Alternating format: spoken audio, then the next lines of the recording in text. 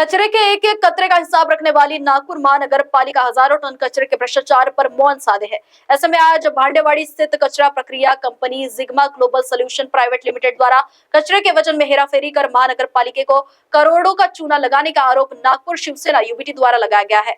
आपकी TV screen में दिख रही ये तस्वीरें नागपुर मनपा मुख्यालय की है, जहां बड़ी संख्या में शिवसेना यूबीटी के कार्यकर्ता पदाधिकारी मौजूद है, जो कचरे के वजन में हेराफेरी करने वाले पर कार्रवाई की मांग कर रहे हैं।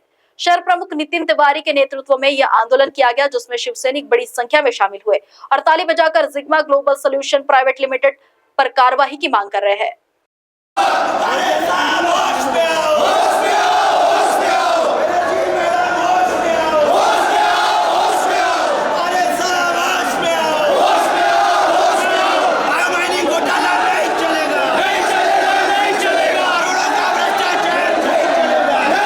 आज नागपूर महानगरपालिकेवरती उद्धव शिवसेना बाळासाहेब ठाकरे यांचा मोर्चा काढलेला आहे।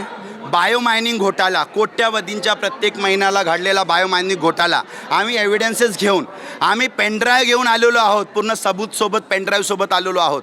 कारण की आदरणीय गडकरी साहेबांची संकल्पना आहे की कचऱ्यामधून प्रोसेसिंग करून, तुम्ही बघितलं असं आता मागच्या वेळी सुसबीडी कंपनी ह्याच कन्सेप्टवर आणली गेलेली आहे। जिग्मा प्रायव्हेट सोल्युशन एनरॉन लिमिटेड ही कंपनी ऑलरेडी कचरा प्रोसेसिंग करत आहे। रोजच्या 1500 क्युबिक मीटर मॅट्रिक टनच्या त्यांच्याकडे टार्गेट आहे आणि हा टार्गेट त्यांना 4 प्लांट लावून करायचा आहे। 10 लाख 10.5 लाखाच्या आता 2024 फरवरीमध्ये त्यांना कंत्राट देण्यात आला। तो करण्यात 84 करोड रुपयाचे आहे। मागच्या 2019 पासून 3 कंत्राट, पहिला एनएमसी, दुसरा स्मार्ट सिटी कडून, आता तिसरा अजून 2023 मध्ये त्याला रिपीट केला आहे। मी आज जे सांगायला आलो आहे ह्या नागपूर महानगरपालिकाला, कारण की 2019 मध्ये तुम्ही जो कंत्राट दिलेला होता कचरा प्रोसेसिंगसाठी, कचरेला सीएनडी, सॉइल, आयडीएफ आणि 33 नंबर कचरा अशी विल्हेवाट लावायची होती आणि कचरा डिकम्पोज करायचा होता, पर्यावरण वाचवायचा होता। परंतु ह्या नालायकांनी तो कचरा तिथंच आहे आणि बिल यांनी कोट्यावधींच्या मागच्या 3 वर्षात दिलेला आहे।